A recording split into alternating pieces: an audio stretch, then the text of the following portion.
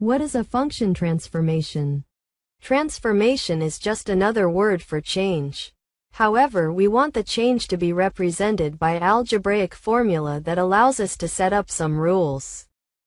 When creating a transformation, we rely on a base parent function, typically called f of x, but we can use any other name for this function. We make some changes that result in a new function called g of x, or some other name that you want.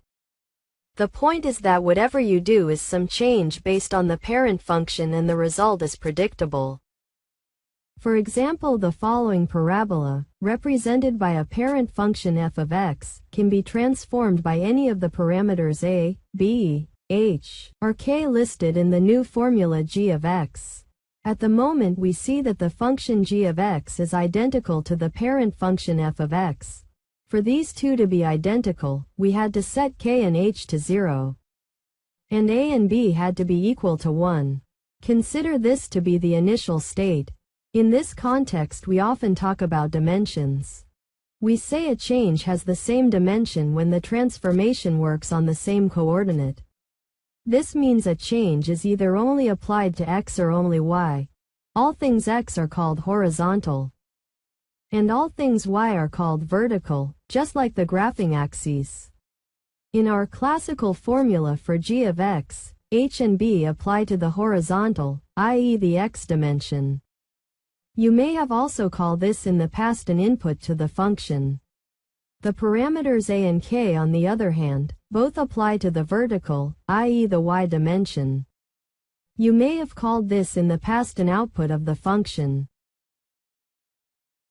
Let's demonstrate that the parameter k represents the elevation of the parabola.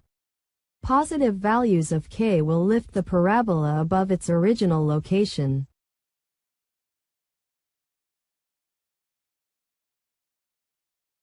Negative values of k will lower the parabola below its original location. We call this type of operation a vertical shift or a vertical translation. For this reason, when k equals to 0, nothing happens to the elevation, or in other words, there is no vertical shift.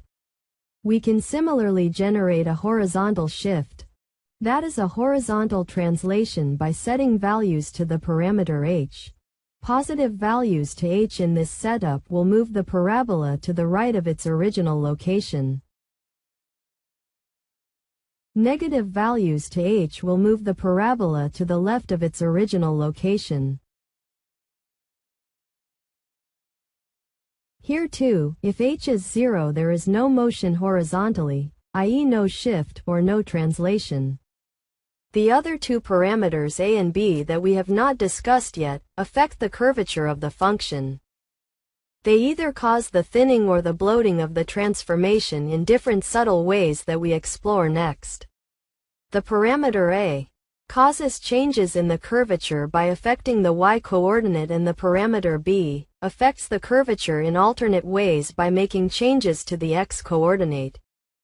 The change to the curvature of the function, whether it's a thinning or a bloating, is always called a stretch.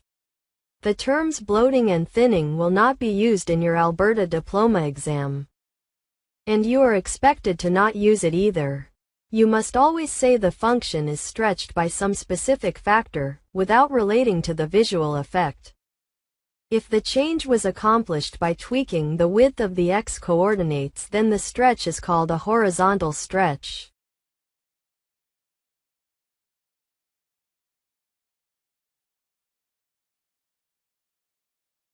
On the other hand, if the change was accomplished by tweaking the length of the y-coordinates, the stretch is then called a vertical stretch. Therefore, the name of the stretch uses the dimension of the coordinate that is being modified, vertical for y and horizontal for x. Let's see how this works on our example function. Notice that it is difficult to decide which coordinate was modified just by looking at the shape of the transformation results. Typically you will have to justify the stretch factor by completing some calculations, not just by looking at the shape.